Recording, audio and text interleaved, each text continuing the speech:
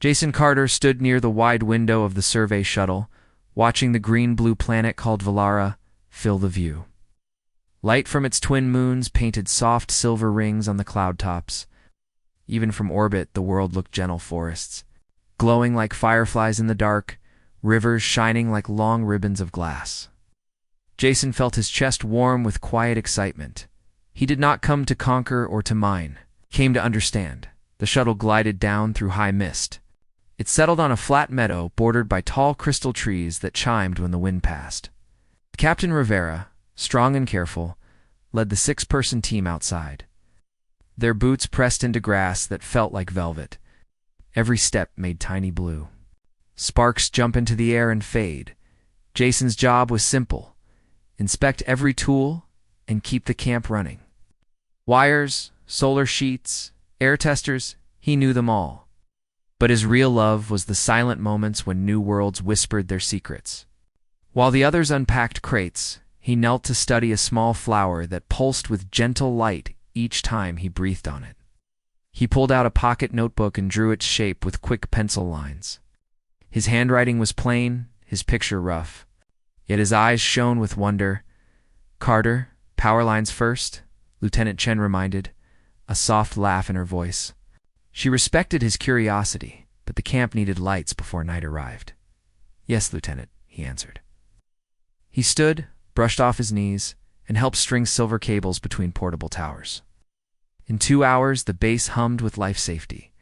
Walls stood in a circle, warm lamps glowed, and small drones drifted overhead like quiet bees. Evening came quickly. Valara's sun dipped low, turning the sky into layers of orange, purple, and deep indigo. The crystal trees rang like distant wind chimes. Most of the crew gathered in the dining pod to eat nutrient bars and freeze-dried fruit. Jason chose to sit outside on a supply crate, legs swinging, recorder in hand. He listened to the wind sing through the forest. It sounded almost like music written by someone kind. While he sat, he noticed movement beyond the safety lights. Tall shapes stood between 2 glowing trunks, slender, still silver in the fading light. Jason's breath caught, but he did not feel fear. He felt the same calm he felt near a quiet ocean on Earth. He lifted his recorder and pressed the small red button. The shape did not run. It watched him with large eyes that shimmered like distant galaxies. The crew inside the dining pod laughed. At a joke, unaware. Jason stayed silent, respecting the moment. He raised one open hand slowly, palm outward, then lowered it. The figure copied him. Open hand, slow rise, slow fall. A soft thrill moved through Jason's chest. Without words, a greeting had passed between species. The figure turned, light sliding over smooth silver skin, and stepped back into the forest shadows. The music of crystal leaves swallowed the sound of its departure. Jason released a breath he did not realize he held. He pressed stop on the recorder and placed it gently in his pocket. That night, after system checks, Jason wrote in his personal log. Day 1 on Valara. Saw a native life form. Tall, graceful, silver skin, luminous eyes. No fear, only curiosity. Mimicked my hand gesture. Felt peaceful. Crew unaware. We'll observe again tomorrow. He closed the log and lay on his bunk. Outside, the drones whirred above the base fence, watching for storms and wild animals. Yet the night felt softer than any night on Mars base or a lunar station. Inside the dark pod, Jason let his mind drift to the unknown watcher. Who was she? Yes, he felt the shape was feminine, though he could not say why. Perhaps the slight tilt of her head, the gentle line of her shoulders. Sleep came slowly. Carrying bright dreams of glowing forests and wordless songs, morning broke with golden light and a cool breeze. Captain Rivera ordered standard surveys, samples of soil, water, and atmosphere. Jason followed Dr. Patel to a nearby stream that glittered like melted glass. Ash! Fish with transparent fins rose and dipped, leaving ripples of pale color. Ow. Doctor filled vials. Jason set up a small solar pump and filtration test. He worked calmly, but his eyes kept sliding toward the forest edge.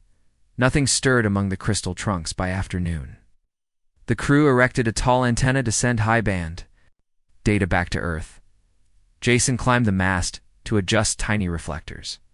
From the top he could see miles of waving blue grass, gentle hills, and floating stones drifting a meter above the ground like lazy balloons. He also noticed faint paths between the trees, trails perhaps used by the planet's natives. During a break, Lieutenant Chen nudged him with a smile. "You're daydreaming, Carter." "Just taking it all in," he replied. She nodded. "Beautiful place." Then she added in a lower voice, "But never forget procedure. Unknown worlds can turn dangerous in a blink." Said, but inside he felt sure Valara would not harm them, not if they listened with open hearts. When dusk painted the sky again, Jason carried a small gift beyond the safety lights. A smooth white stone he had shaped into a simple heart using his multi-tool. He placed it on the soft grass where he had first seen the figure, then stepped back to the camp boundary. He sat cross-legged on the ground, hands resting on his knees, and waited. Minutes passed. The air cooled. Stars appeared, bright and close. Then, between two singing trees, the silver girl returned. Her eyes reflected starlight. She looked at the stone heart, tilted her head, and knelt. Delicate fingers lifted the gift. She traced its curve as if feeling its meaning. Jason smiled softly, lifting his hand to gun-open palm. She copied him once more. This time she pressed the heart against her chest, right where a human heart would beat. Though Jason heard no words, the gesture spoke clearly. "I receive your kindness." She set the heart inside a pouch at her side, stood and touched 2 fingers to her forehead. New sign, unknown but gentle. Then she backed into the forest shadows. Her form melted into silver mist. Jason's own heart drummed.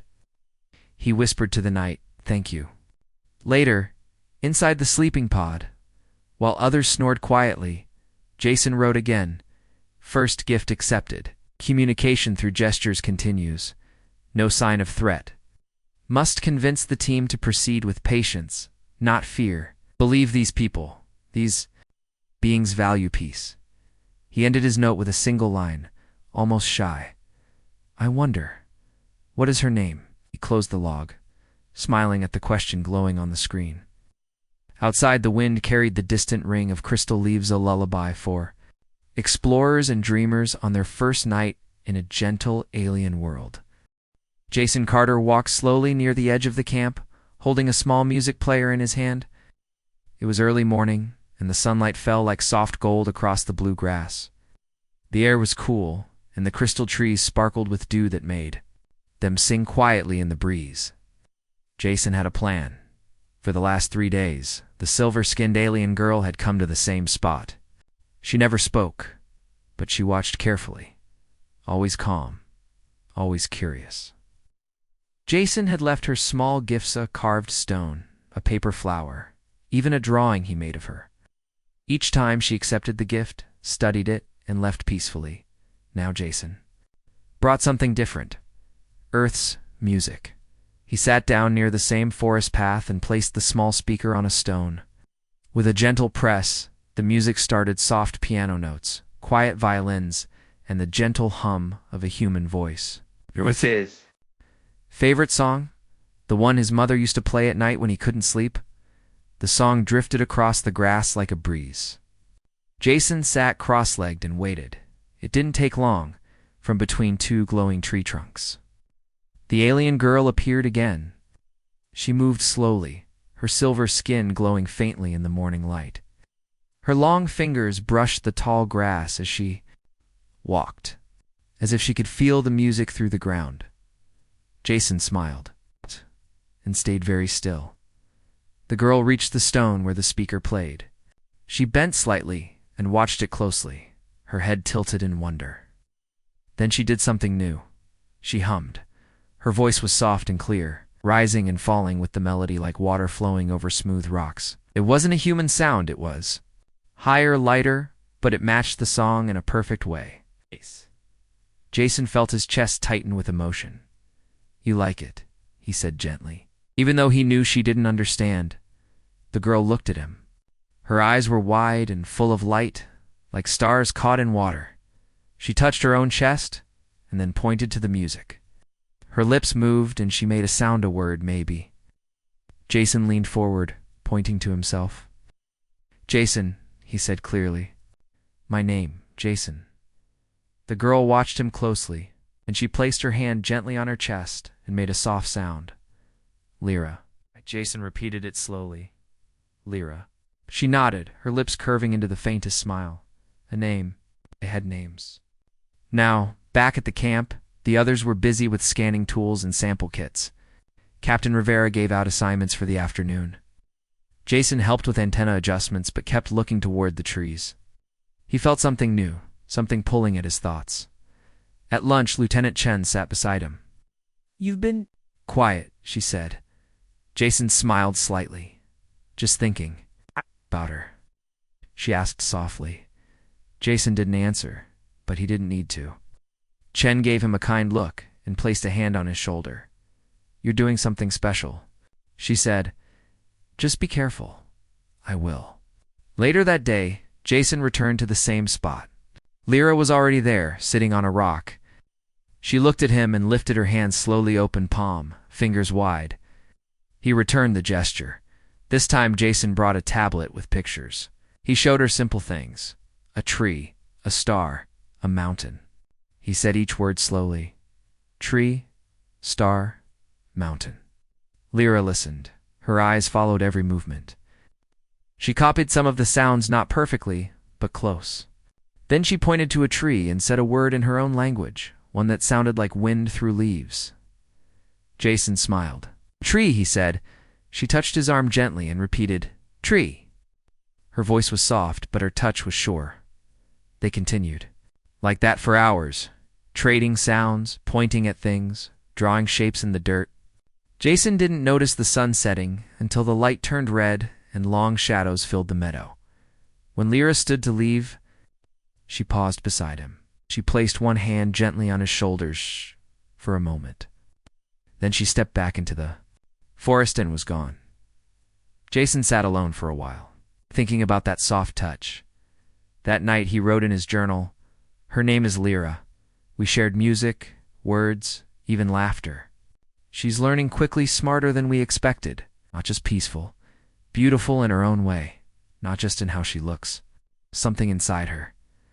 When she touched my shoulder, I felt calm, like I belonged here. This is more than first contact. This is the start of something. ... bigger." He hesitated, then wrote one more line. "I think I'm starting to care about her." He closed the journal and looked out through the small round window.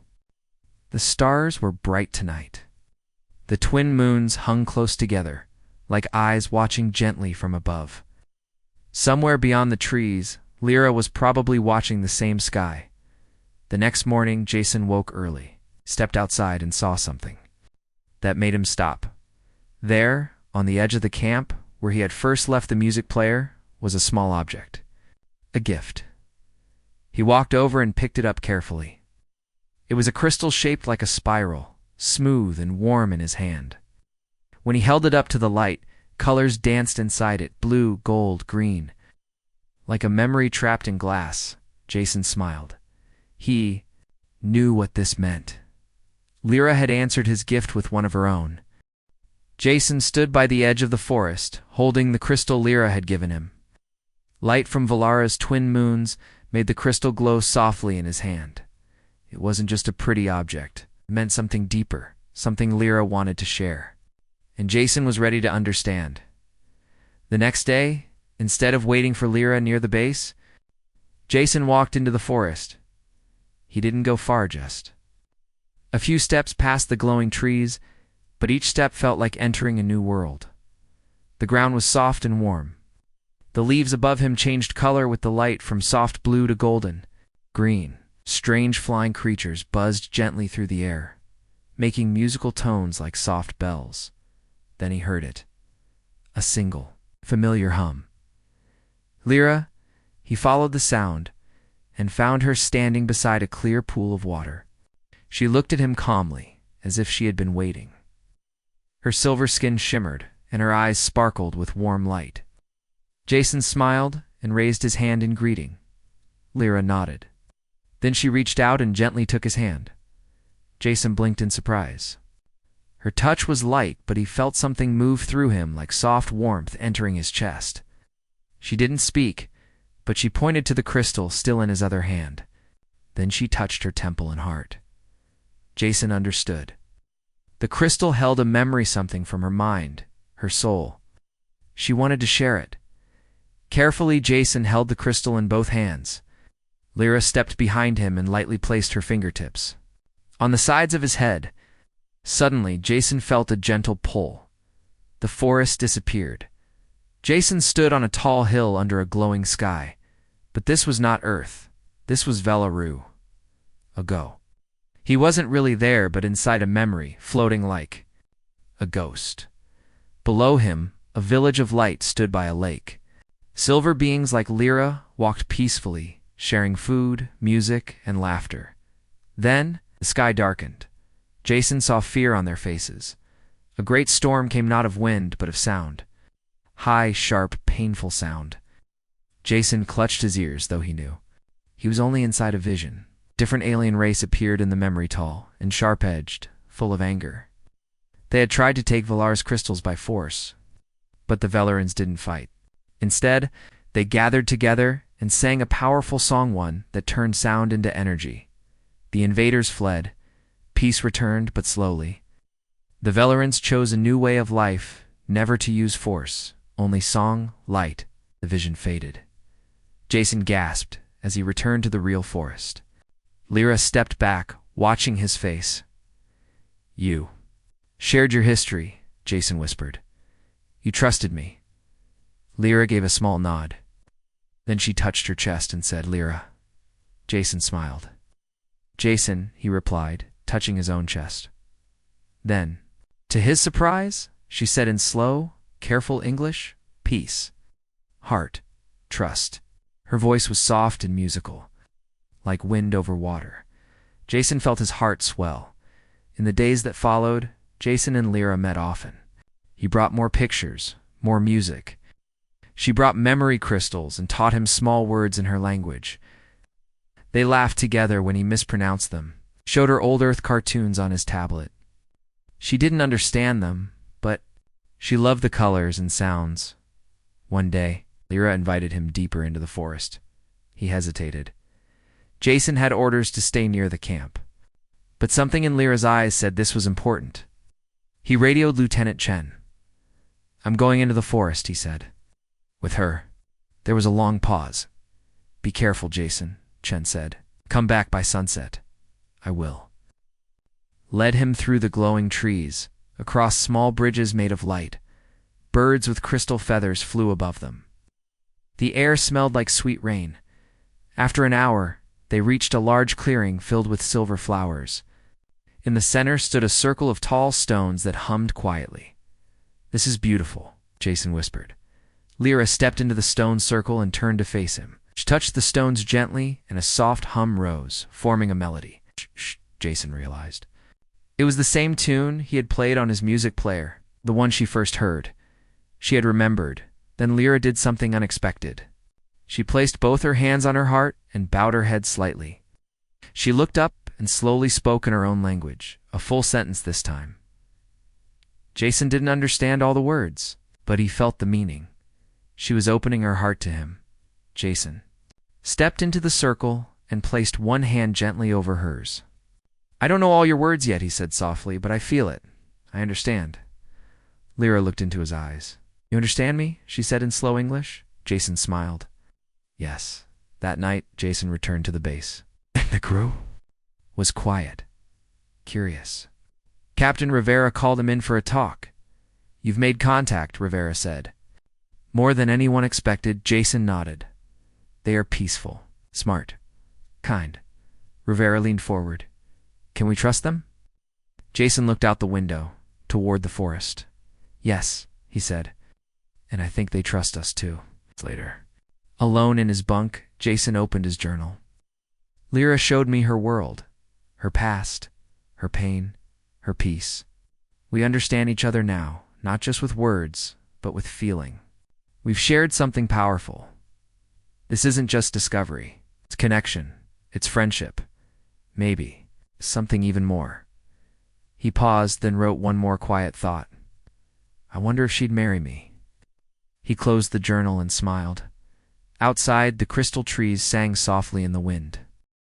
Jason Carter stood in the center of the human base, his hands in his pockets, his eyes looking toward the glowing trees of Valara.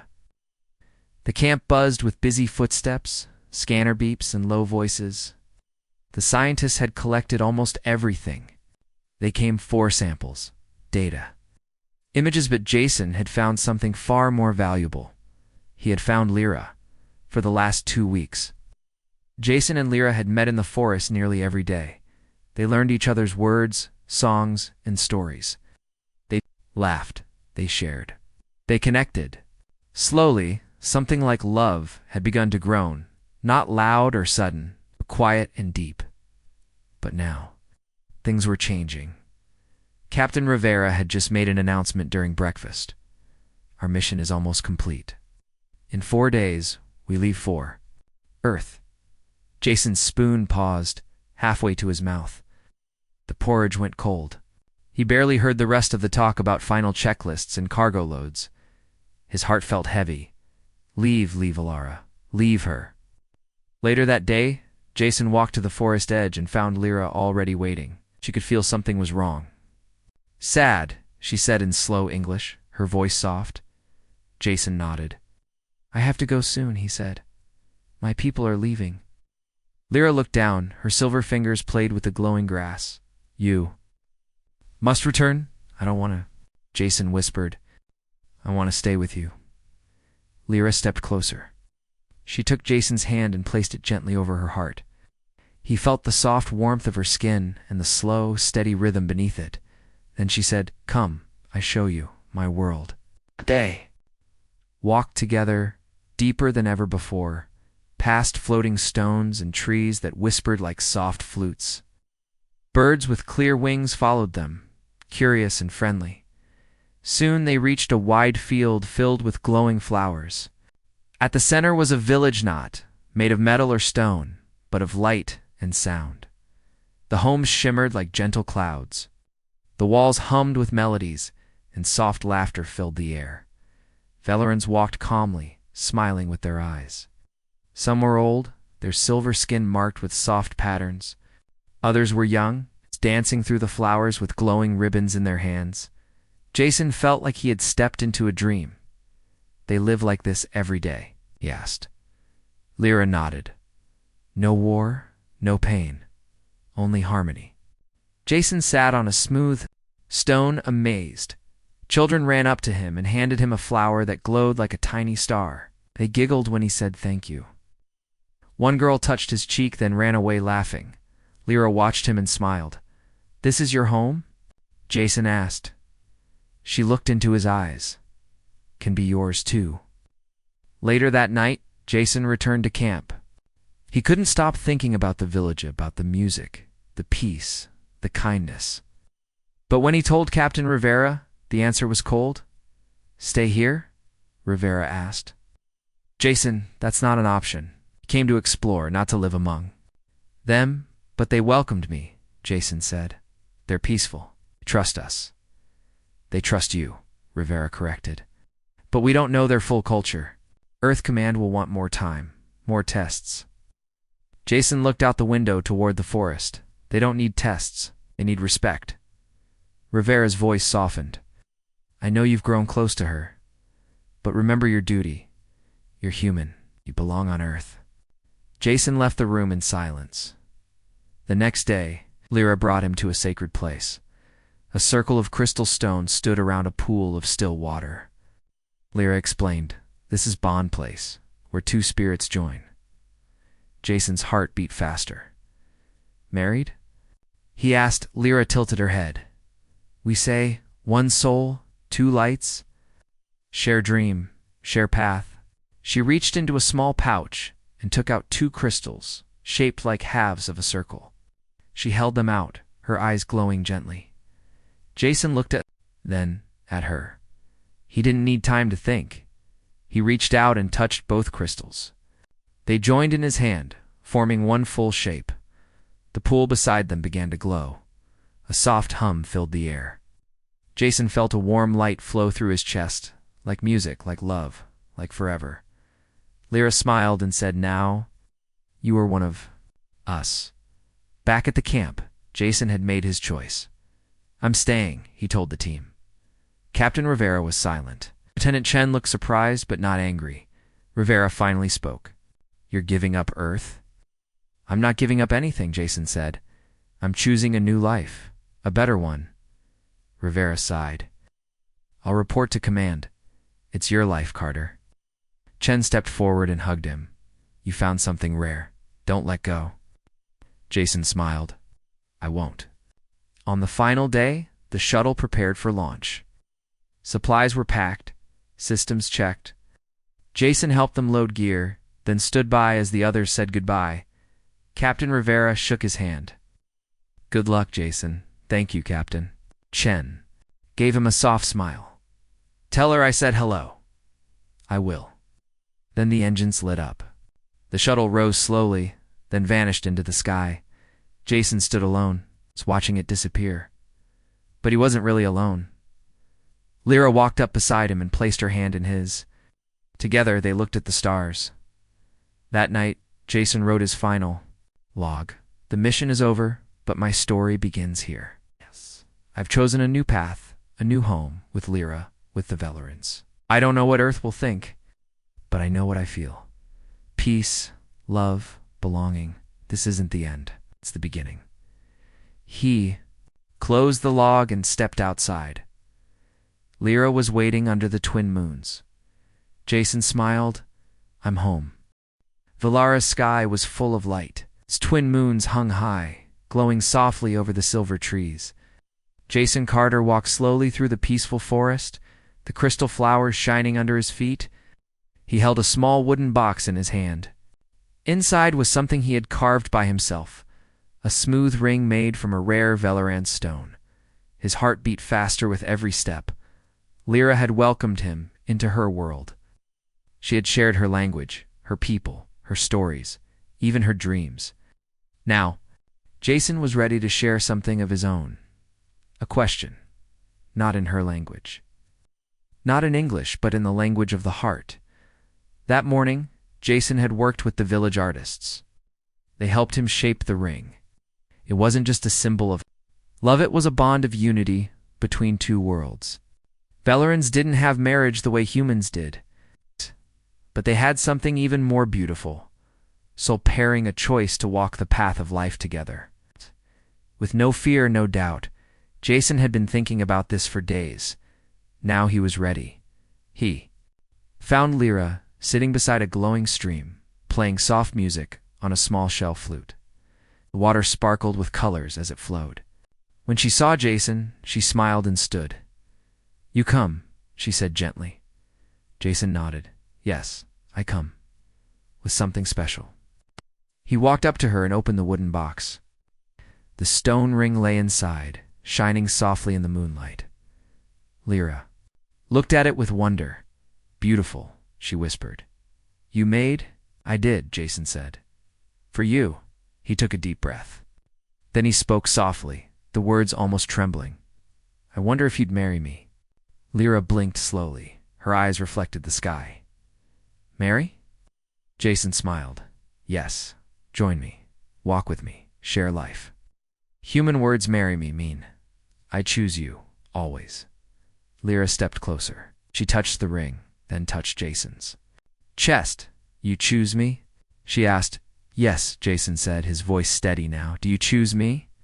Lyra looked into his eyes for a long moment. Then she smiled gently and said, "I was waiting for you to ask." They stood there for a while, holding hands under the soft light of the moons. Then, Lyra pulled out a crystal pendant from around her neck. She placed it in Jason's hand. "This is my heart song," she said, "what holds my dreams." Jason closed his fingers around the crystal. It was warm now. Lyra said, "You are part of me." He gave her the ring, and she placed it on her finger not just as a decoration, but as a promise. Word of their bonding spread through the Valoran village quickly.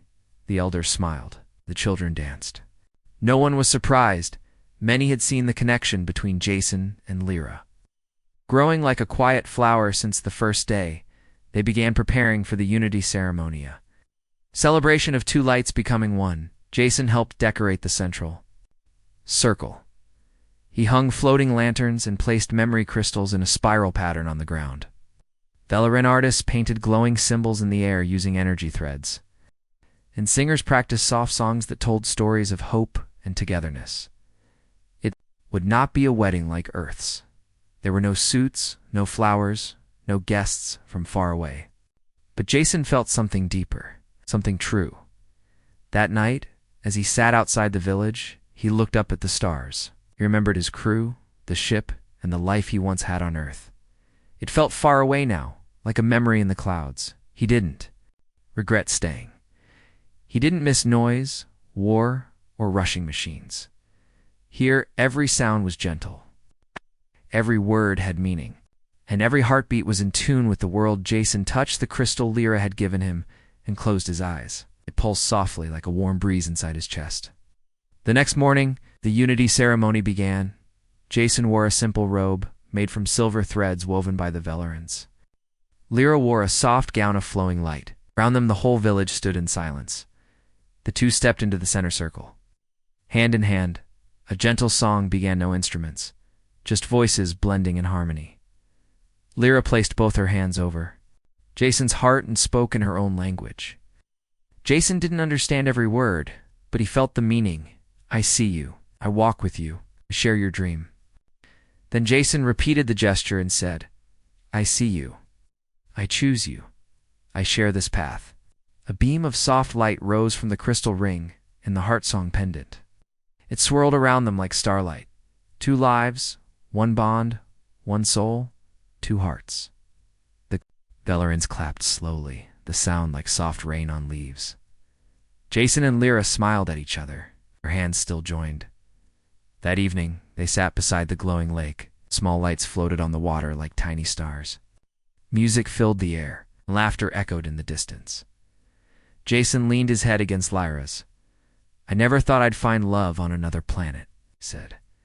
Lyra laughed quietly. I never thought I'd speak human words, but here we are.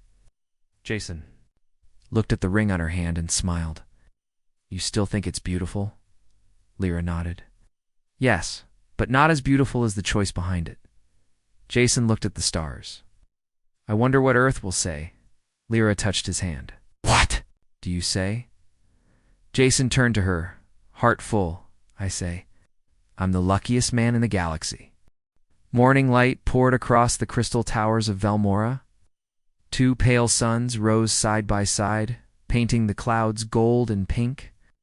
A soft mist drifted through the sky garden, where green vines hung like ribbons and glass bridges linked shining platforms in midair. On the highest platform stood Eli Mercer, dressed in a simple white jacket with the blue crest of Earth on his chest. His hands trembled, but his eyes were bright. Today was the biggest day of his life, and every breath felt new below him. The great city hummed with gentle music. Humans, Lumians, and dozens of other Concord species gathered in wide streets, sharing laughter and food. Many waved when they saw Eli. To them, he was the heart speaker, the first human to win a Lumian soul trial, and the first to prove that love could bridge the stars. Eli bowed, but his thoughts stayed on only one person. Kalira stood alone in a quiet hall made of living crystal. The hall glowed silver, reflecting her skin, which shimmered like moonlight on water. She wore a gown woven from threads of light. It shifted softly with her every movement, as if it were breathing with her.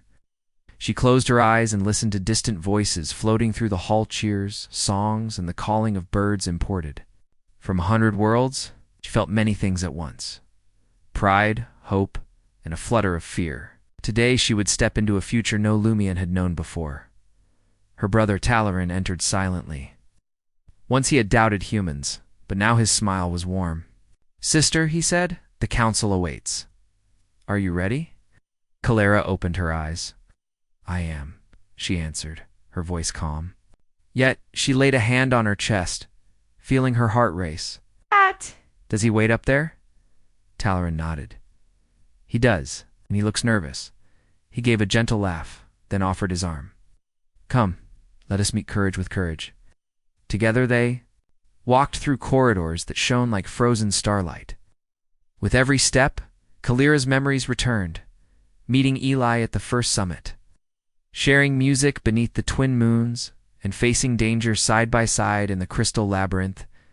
She recalled the moment Eli was almost taken from her, the accusation, the trial, the vow she spoke to save him.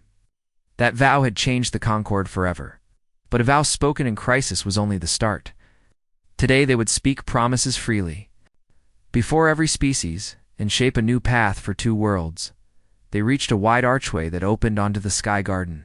Cool wind carried the scent of violet flowers and the distant sound of water. Eli turned as Kalira stepped onto the bridge. For a heartbeat, the city fell away. There was only the bright morning and two people standing above it all.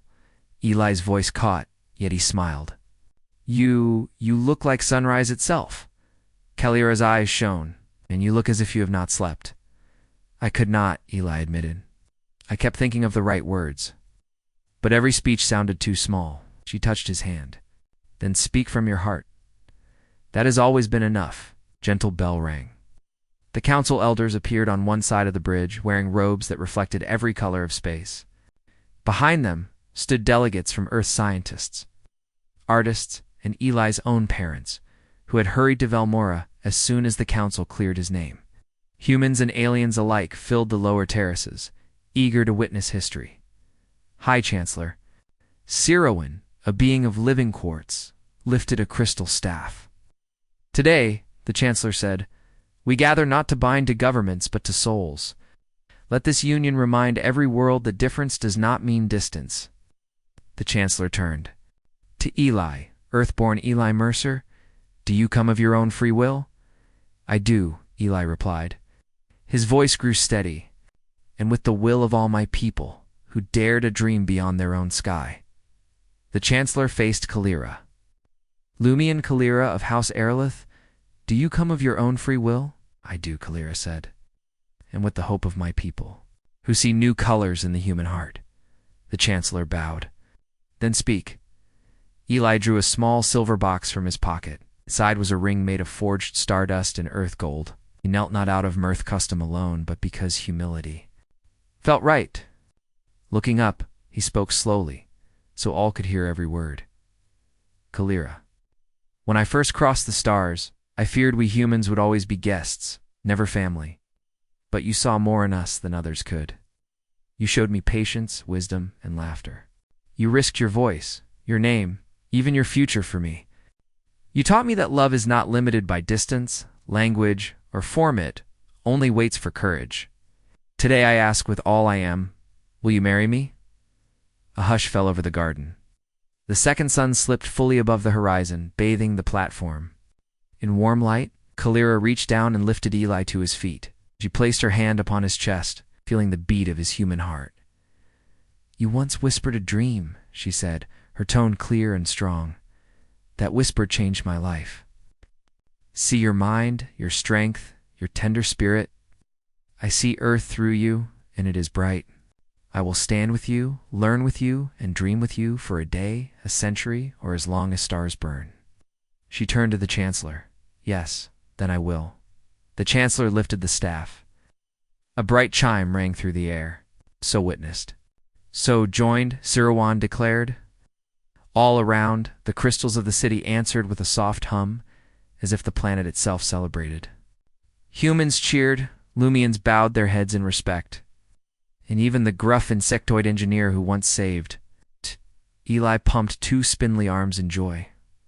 Eli slipped the ring onto Kalira's slender finger. She pressed her palm against his, merging human skin with silver luminescence. In that moment, both felt the gentle touch of soul resonance, a calm flow of shared thought and feeling. The sensations spread around them like invisible wings, and many onlookers gasped.